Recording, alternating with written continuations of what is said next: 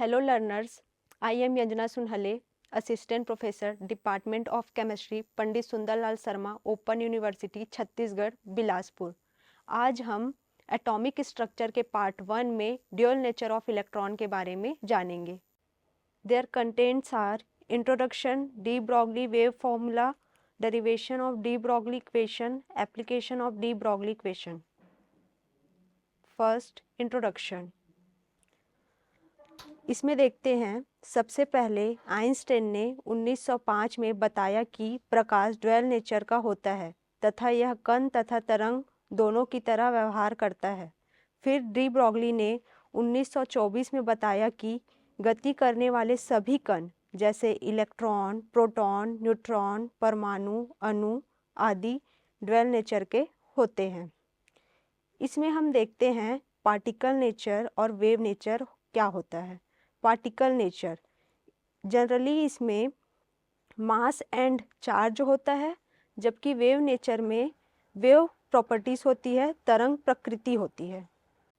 यहाँ से next, D Broglie wavelength formula. इस फॉर्मूला को डी ब्रॉगली ने 1924 में दिया था। इन्होंने वेवलेंथ और पार्टिकल के मोमेंटम को रिलेट करके फॉर्मूला दिया है। यहाँ फॉर्मूला हम देख सकते हैं, lambda is equal to H by P.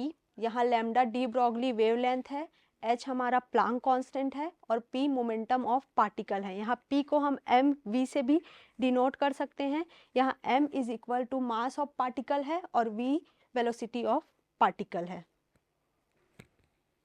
Next, derivation of de Broglie equation. इसमें जो हम सामने के स्लाइड में डी ब्रॉगली का इक्वेशन देखे हैं उसका डेरिवेशन करेंगे। फर्स्ट स्टेप में हम आइंस्टाइन मास एनर्जी फार्मूला लेते हैं जो कि E is equal to M C square होगा। यहाँ E is equal to energy है, M is equal to mass है, C is equal to speed of light है। फिर सेकेंड स्टेप में एनर्जी ऑफ फोटॉन्स लेते हैं।